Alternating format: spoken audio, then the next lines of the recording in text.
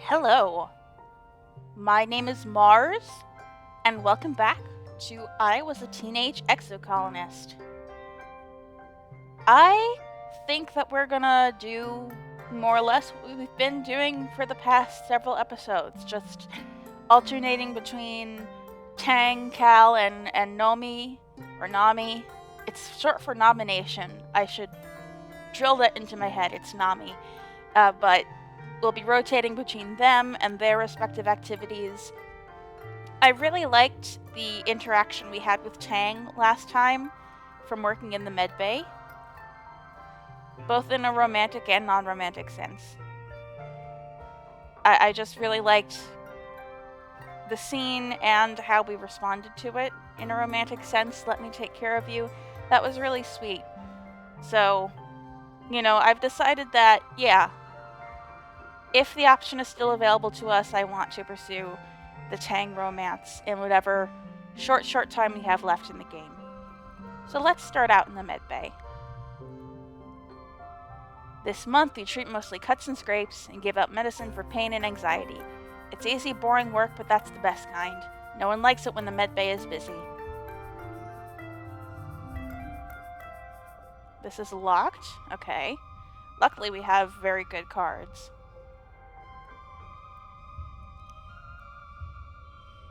We can have a nice 3 of a kind. Although, actually... no. Pretty good. I was thinking we could do a straight with the 4 and the 5s, but yeah, that's pretty good. Yeah, best possible score. How's our stress doing? We could probably take another month of stress. This year, Governor Loom's ascension to the Vertumnalia stage is heralded by an entire military band, their instruments shiny and nanoprinted new. They march out of command in formation, splitting and forming a phalanx at the foot of the stage, as Loom takes his place before you. Spotlights turn on with heavy ka-chunk noises, illuminating Loom in a halo of floating dust particles. He spreads his arms wide. One thing I will say about this game is I like that the enemies are nature. Not even the enemy, the antagonistic force is nature. But the people in charge are still approaching nature as if it's a military operation, as if the Xenos are human combatants, and it really just shows their way of viewing the world, and it also gives the game a very fresh feeling, because it's not often that just nature itself is an antagonist in a game like this. And even though the Xenos are just as dangerous as any humans could be, it's nice. It feels a little chiller when our enemies aren't only asshole humans. There are still a few asshole humans, but they're more secondary antagonists, I feel like. Hello, Vertumna. His voice booms over the speakers. Are we winning or what? I don't know if any of that made sense, but that's just kind of the feeling I get from this game. I like it a lot. The reaction is mixed. You look around. It's easy to see the ones cheering the loudest are Helios and people who fully adopted their mentality, like Anemone. The Stratos are more reserved, some even silent. Security Chief Rhett is one of them, his usual stony expression hiding his true feelings, yeah, because we saw Rhett have a whole tirade against Loom last time. Or a couple episodes ago, I don't really remember. Regardless, there's enough cheering that Loom has to wait for it to die down before he continues. We're killing it out there, people, he exclaims. Every day, we claw a little more territory from the savage aliens of this planet. And yet, all of that being said, there are still definite parallels between, this exocolonialism and, Earth colonialism, where the people we're stealing the land from are real people who've established themselves. Like, not to say that those people are like animals, but, you know, the parallels are still there in the themes of the game. Because really, the Xenos in this case do have full range and control of their planet, just like humans who have been colonized have. A potato pod arcs through the air and lands with a broken splort at Loom's feet, splattering him with juice. You don't see who threw it, but the faction from Geoponics is looking restless. They begin to jeer and stomp their feet. Loom continues on, raising his fist. Those Xenos attacked us first, and now they're learning, don't mess with humankind. The crowd is now evenly split between cheering and booing. The Stratos are agitated, and you hear calls for things to return to how they were and how Loom and his soldiers are killing the planet. Even the council, lined up before the stage and facing the crowd, looks conflicted. That ain't how it is, Utopia turns and hollers up at Loom. You don't even know what it's like out there. You just send folks out to die for your stupid war. Utopia hops on stage and routes her own gear speak through the speakers. He's lying, she yells bitterly. This year, we lost 2 surveyors in the swamp, Sorrel and Quinny. They'd be alive today if Loom hadn't sent them to clear out a manticore den for no good reason. She jams her finger against the governor's chest. The only threat to our colony here is you. Loom's smile doesn't change, but his eyes go cold. He snatches Utopia's hand and calmly, slowly, crushes her hollow palm crystal with his thumb. You can hear the crunch of the bones of her hand before her feet cuts out. Oh my god. Utopia yelps as her knees buckle with the pain, her bravado gone. She holds her broken hand to her chest and is too shocked to resist when Loom shoves her off stage. The crowd is stunned into silence as well. Loom clears his throat and approaches the end of the stage, looming tall over the council. Thank you for your input, he says icily. Your concerns have been noted. I think this is the first time we're seeing this expression on his sprite. He's scary now. This isn't the buffoon Loom presents on his daily holovlogs, or the nuisance he is when he visits a work site. We see something in his eyes we've only caught glimmers of before. Hatred. Yeah, there it is. You Stratos are lucky we didn't crush you under our boots and take your colony by force, he sneers. Before we got here, this colony was doomed. You're only alive because I was merciful. Just a bunch of burned-out hippie fugitives. What was your plan for surviving out here? Wishful thinking? Singing songs and talking to animals? Laughter ripples through the Helios. You, he gestures to the council, then jerks his thumb at his chest. Need us. Not the other way around. I'm done pretending I need to listen to your opinions. If you want to live, you'll do what I say. He stares at Dr. Instance, who glares up at him with hate in her eyes as she tends to Utopia's hand. Maybe it's time to clean house, he threatens. We need team players here. Ones who share one vision for the future of Rotumna. After a few tense moments, Z clears their throat. Ahem, sir, shall I continue with the traditional formalities now? Loom scowls at Seek, then throws his hands in the air. Whatever. Do it if it makes you feel better. You're all cowards. He turns and stalks off the stage, his marching band scrambling to follow him with his exit song. As promised, there are no contests this year, but there's plenty of food and alcohol. As the suns begin to set, the Helios, including Vase and Anemone, head straight for it and look ready to party into the night. The other teens seem a little less at ease. Dis, quite predictably, has already left. We're gonna hang out with the Stratos, come on. No, I totally get it, Rex says to Cal as you approach. They didn't used to be this mean. Sure, we all joked about how, we'd find you guys rubbing sticks together in the dirt after a nanotech broke down, but it wasn't like this. He jerks his thumb towards Vase and his group of friends, who wrangled themselves a live trippet and are skewering it to roast over a bonfire. You can hear its dying squeals from here, and as night falls, smell the sweet, charred scent of it cooking. No, they've always kind of been like this. Nami shakes their head. Just like total human supremacists. See something you don't understand? Nami makes laser guns with their fingers. Pew pew, all gone. Want something someone else has? Pew pew, all yours. They lean back in their hands and look up at the night sky. In dusk, the wormhole looks so peaceful and far away. I used to think me and Rex were like changelings, like aliens beamed in and replaced 2 human babies with weirdos. I'm glad that even though we decided to go with the Stratos, these 2 are part of that. I don't think you're weird, Cal says, eyes wide. I think it's really great you 2 don't act like Helios.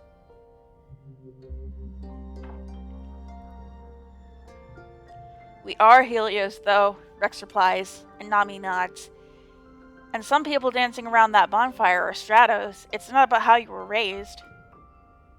It's about the choices you make, Nami finishes. No one is just a good person or a bad person. Only bad people think they always make the right choices. Aww. The dancing and feasting continues well into the night, while you pass the time with your friends in the peaceful faction. Knowing that the whole colony isn't into being soldiers and fighting looms, war on nature, makes you feel less alone. But you can't stop thinking about the governor's eyes as he crushed Utopia's hand today. So long as he's in charge, does it matter what anyone else wants? I kind of wonder, so these 3 are the Stratos. Anemone and Vase are the Helios, and Dis is his own little thing. I wonder if there would be a way to, let's see, who else is left? Tang, Mars, and... is that it? Yeah, Tang and Mars. I kind of get the sinking feeling that Mars might be with the...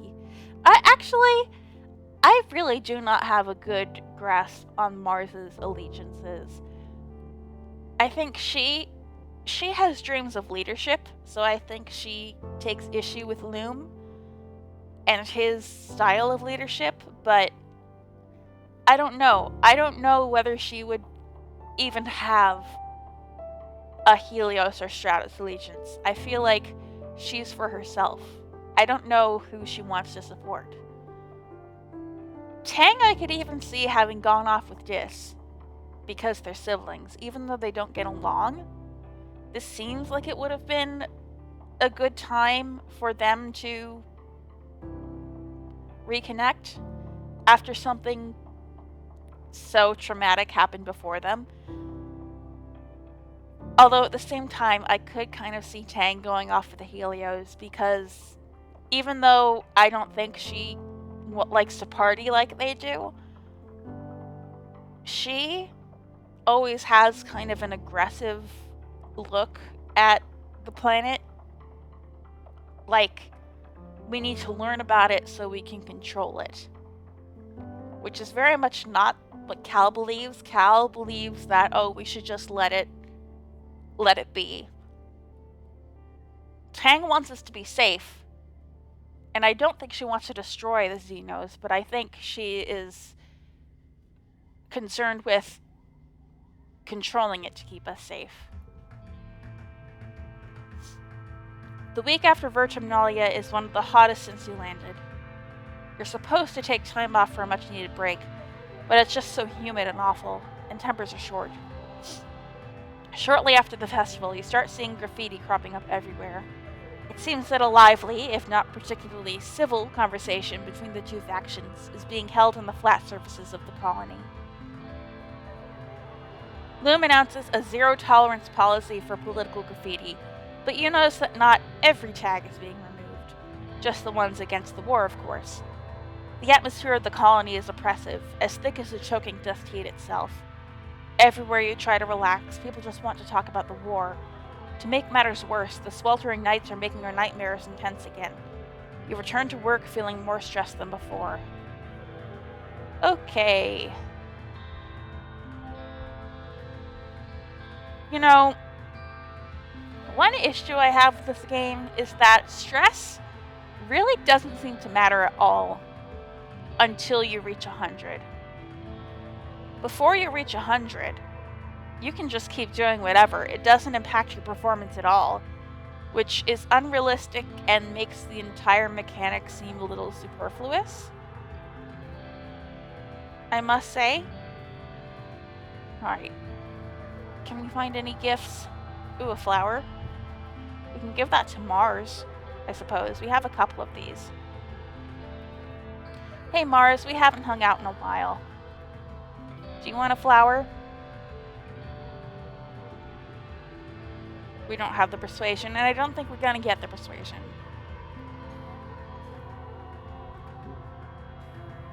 She holds the flower up to look at it. A flower? A cheap gift, but I suppose it will look good in my hair. Thank you. Aw, I thought that might give her a speech bubble. Should we try medbay again? Actually, yeah. I was thinking for a second maybe farming, but let's try medbay again. Even with the med beds, the colony keeps a few medicines in stock. Mild painkillers and anti-inflammatories, vaccines, prophylactics for autumnal diseases, various drugs for anxiety and depression, anything that doesn't warrant tying up a med bed. There's also a collection of pastes, powders, and tinctures from native species. Dr. Instance is showing you how to inventory and restock the medicine cabinet. She picks up a jar of tincture and regards it with distaste. This is barbarism, she complains, before handing it to you to stock. When the machines finally break and leave us with this, the colony will be in real trouble. Medicine used to be an art, not a science. She continues, her emphasis on the word art indicating her poor opinion of it. Ointments and oils peddled by salesmen to people too ignorant and desperate to know better. Cutting people open with unwashed hands, drilling holes in their heads. Yes, and nobody needed their lifetimes of hands-on experience or applies wisdom. Congruence chimes in, from a nearby monitor with what must be sarcasm. Training in vert space and relying on medbeds is much more civilized. Instant scowls with the weight of 20 years of resentment. I wasn't trained as a medical doctor, she retorts. Of course you were, coos patronizingly. I trained you myself. Is there some animosity between these two? That would be funny. Someone beefing with an AI. Just like me. Instance throws her hands in the air and turns to you. I already had 2 advanced degrees when we left Earth, she proclaims. I was a published academic. If they wanted someone who could fix humans, they should have brought along a physician, not trained one after the fact. She scowls and starts restocking the medicine herself, shoving things wherever they fit. I'm a biologist, a researcher. My defining quality is that I get things done. Don't expect me to smile about it. You do need a bedside manner. I'm sorry. Patients need to feel comforted. Oh, that was rebellious. You think an important part of a doctor's job is to make them feel safe. It's scientific, too. Stress and negativity have physical effects on people's ability to heal. You wouldn't know that from how this game handles stress. Instance huffs and slams the door of the medicine cabinet. Yeah, even if it was something like, you get fewer rewards if you're over a certain threshold of stress, I could be okay with that. Then it would be more important to manage your stress. But I've come to realize that you can really just kind of ignore it. 2 extra cards and John. Thank you. Alright, I think we can do... Oof. A full straight. Oh, no. +2 for every other mental card. Okay. I didn't notice that, but in that case, should we... Yeah, that's even better.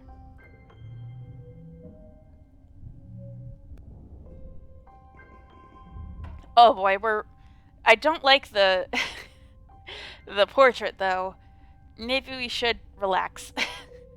We should rest. We should rest. But first we need to go looking for collectibles.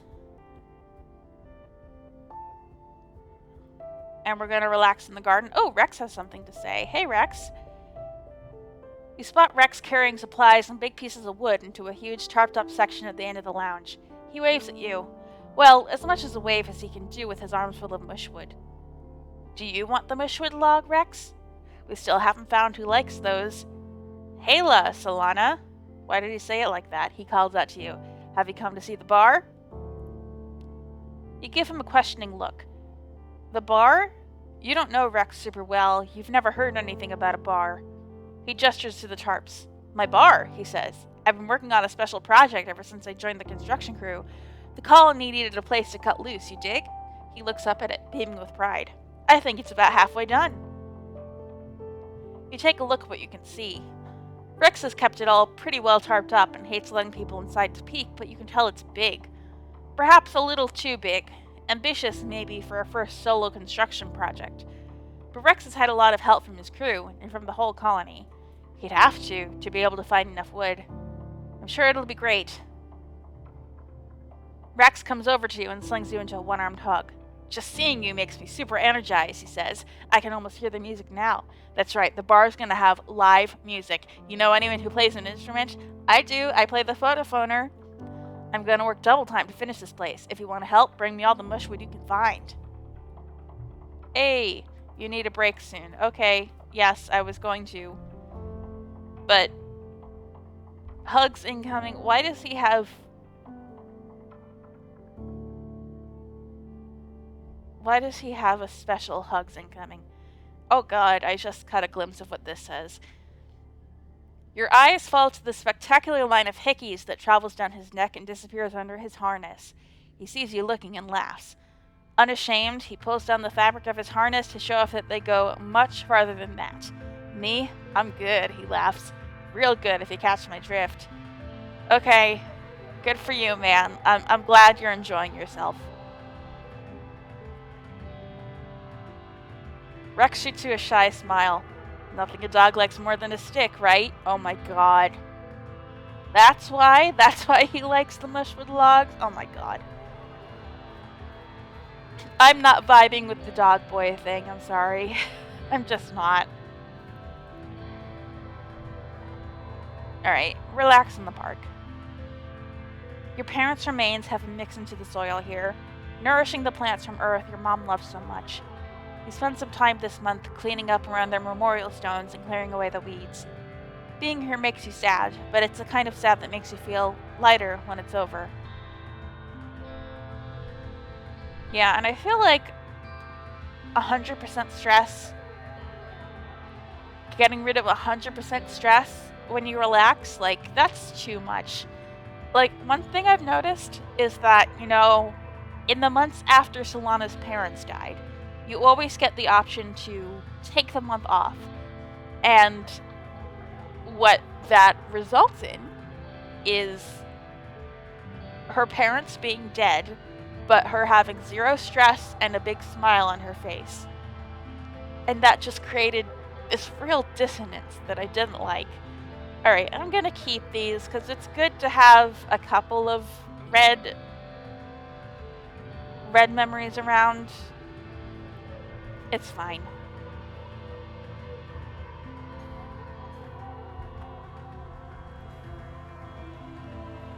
Alright.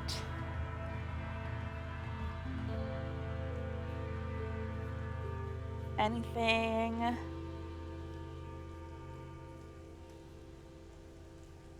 Interesting that Nami always hangs out over there.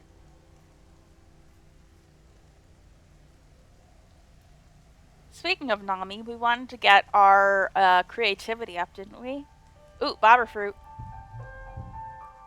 Cal, I have something for you.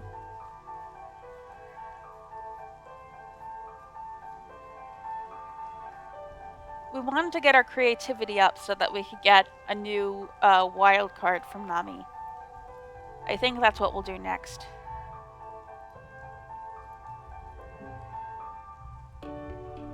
Hey, yes. You're shooting the breeze with Cal in the shadow of the geoponics dome when he leans over and waves at someone over your shoulder. Perk, hey, over here. Perk jogs over to you. He's a heavy-set adult with tattoos sprawling up his arms that make him look like he's made of marble. He holds out a stack of tiffins wrapped in a sash. Hey, you two. Steph and I were testing out recipes and we ended up making too much. Figured I'd run some lunch over to you. Cal takes the tiffins and opens the first one. Lentil doll, he exclaims, inhaling deeply. No way. Perk looks proud. Rice is in the second one and a little something sweet in the third. Figured you could have a romantic picnic or something, he says, punching Cal lightly in the shoulder. Cal sputters and his ears go pink. Perk! Just kidding, yeah, Perk laughs and shoots you a meaningful look. Ooh? Perk leaves you to divide the spoils, and Cal goes right to dessert. Having 4 parents is the best, he mumbles, around a mouthful of sour sweet cake. Okay, that was one of his dad's. Cal's mom, Auntie Tira, is in a relationship with 3 other colonists. Perk's the newest member of his family, but even then, they've all been together for a while. Cal's always been surrounded by a lot of love at home. Cal swallows his food. You know, sometimes I wonder if I'd want to date that many people, like my mom does, he muses. Like, finding one person who wants to date you and having the courage to ask them out is already hard enough. Bruh, my palms are sweating just thinking about it. Is he kind of looking at you while he says that? Hard to tell. I kind of wish that was an option for me in this game, then I wouldn't have to choose between you and Tang. If it's even giving me the option to choose. Besides, Cal continues, it works fine for my mom, but I kind of feel like if I find someone, I want to just be with them, you know? I want to put all my energy into making them happy. You already make me happy. Cal's eyes go wide and he rubs the back of his neck. I didn't mean that, but I didn't not mean it either. He giggles and looks away, unable to meet your eye. The doll is sweet and fragrant, and tastes all the better for being made and delivered with love. You and Cal eat your fill before Cal excuses himself to go back to work. He's so cute. I love how embarrassed he got. That's so cute. It's such a hard choice, and I'm worried I'm not even going to be able to make the choice. You know? Because it took me so long to really get into the romance options with either of them. I like them both. Alright. I think actually I'm going to spend some time at the farm. I'm sorry. I'm so wishy-washy. You're planting seeds in neat little rows of cups in the greenhouse, hoping they'll sprout here in the controlled environment before transferring them out to the fields. You wish every seed good luck as you cover it with dirt. It's probably not going to make a difference, but it gives you hope, and that has to count for something.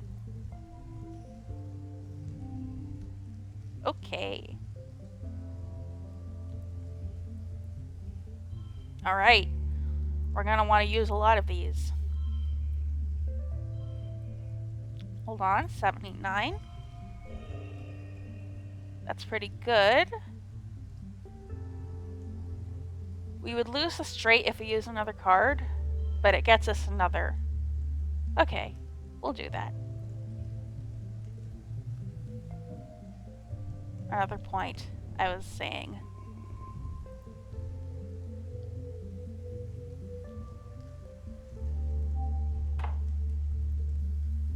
Alright. Man, I like spending time on the farm, but I just feel like we're not getting new dialogues and whatnot for it. Hey, can you give me another blue bobber fruit? I want to give another gift to Cal. And you know, I haven't found a lot of those medicinal roots that Tang likes. It's like they're withholding them from me. Nope, nothing over here. Oh boy. Medbay again, medbay again.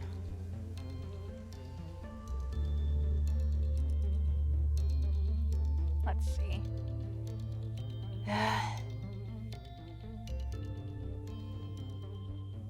Injuries are common in geoponics. Mostly all manner of pulled muscles and stress injuries, not to mention the occasional animal bite. We treat the farmers and the ranchers for their minor medical needs, patching them up and sending them out again to keep working.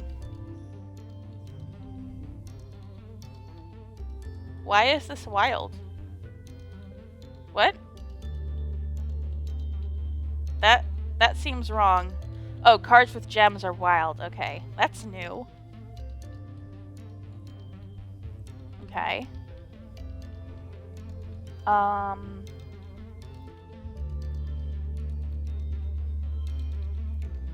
guess we'll just use all of our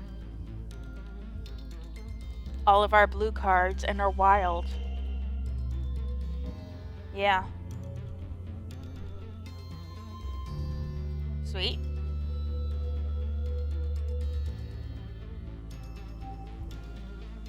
And then how about we research xenobotany? Maybe that'll give us something new in the farm. Or maybe that's like a kid. There are things I feel like they don't expect us to keep doing after a while. Xenobotany might be one of those because we spent a lot of time on it early on, but I'm not sure.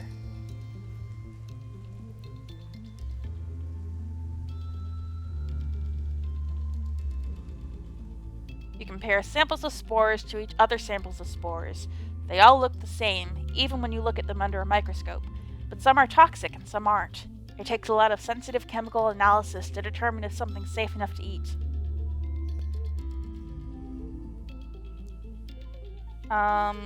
Sweet.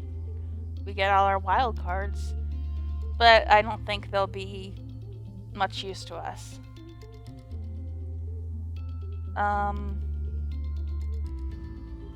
Hold on. Okay, that evens them out.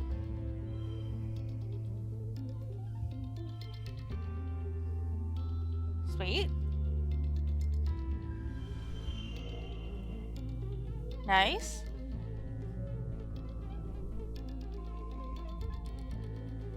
Alright, time for glow. Alright, we split our time a lot between geoponics and medbay, so let's do what I said I was gonna do before. Hi, Dis. And oh, let's give that to Nami, if we can find them. Or maybe we just gotta remember that we have it. Alright, let's... Even if we can't find Nami and give them this, we could still practice the photophoner to give us some cred with them. Let's do another sweep. See if Nami's lurking anywhere around here. I don't see them.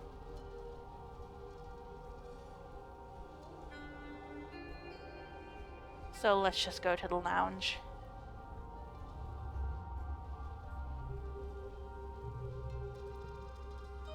You practice in your quarters, trying not to bother anyone. In between practicing, you watch holo videos and take naps. It's a pretty relaxing experience, except for the fact that you don't seem to be getting any better at the photophoner. Maybe you should get out of bed. You're starting to go flat on one side. +3 bonus to pairs. I don't think I have any pairs. Except this. There's a pair. 5, 6, 13. Oh, not quite the best we could get. Our creativity's getting up there.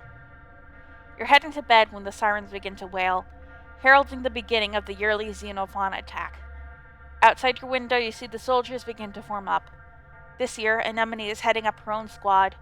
You see her red hair bobbing along with the others as she rushes to defend the walls. Wait it out.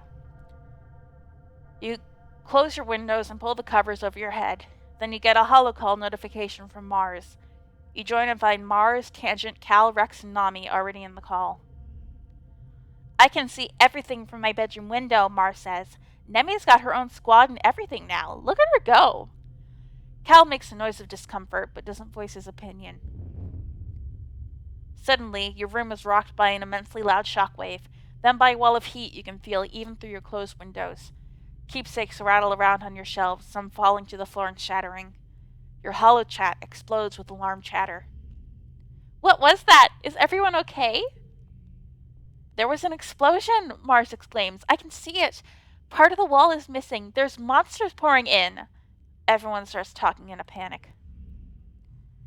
Tang's cool voice cuts in. The explosion came from inside, she says. Congruence made the trajectory and damage calculations. The walls blew outwards, and there's fire damage on the garrison wall. She's quiet for a few seconds, then. Dis, are you in the call? Are you safe? There's no answer. You don't think he was cut outside, was he? Mars asks, but no one has an answer.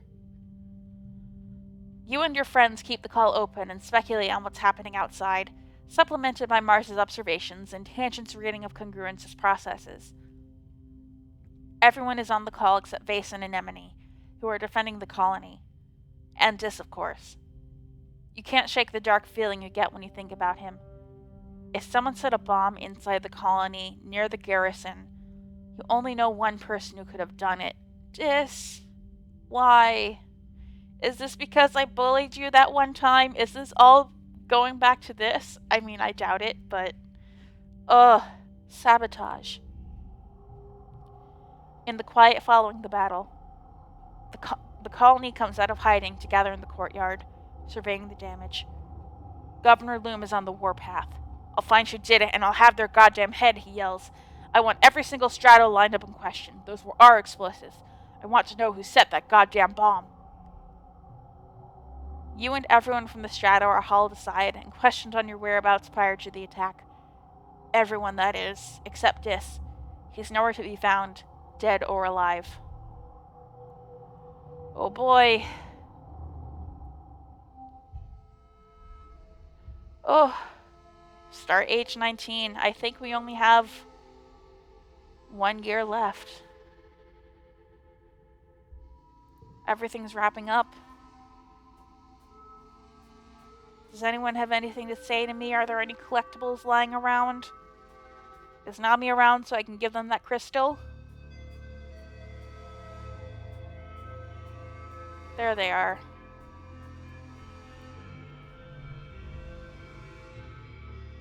I'm already thinking about my next game, Nami says, twirling their pencil around a lock of pink hair. Should I make it a sequel to the first one, or something different? Ooh, maybe I'll write a romance game. They stop and giggle. Solana, don't look at me weird. Just because I don't know about sex stuff doesn't mean I can't write a good romance. Some things are universal. Alright. You want a cluster? Yes. Oh, no dialogue from that, though. And just a sweep to see if there are any collectibles around. No. It's interesting they were talking about their next game. We didn't see what their first game was. We just read their Xenos to the Rescue fanfiction. Alright. We're 19. That means there's 1 year left in this game. Things are wrapping up and things are winding up in the political sphere. Ooh. Things are getting tense. And I don't know how much time there is left for romance, so Cal, Tang, one of you better make a move. Come on. Come on, come on. Because I don't know if I'm going to get the opportunity to myself. But we'll find all that out next time. Until then, I have been Mars, and I will be back with more I Was a Teenage Exocolonist.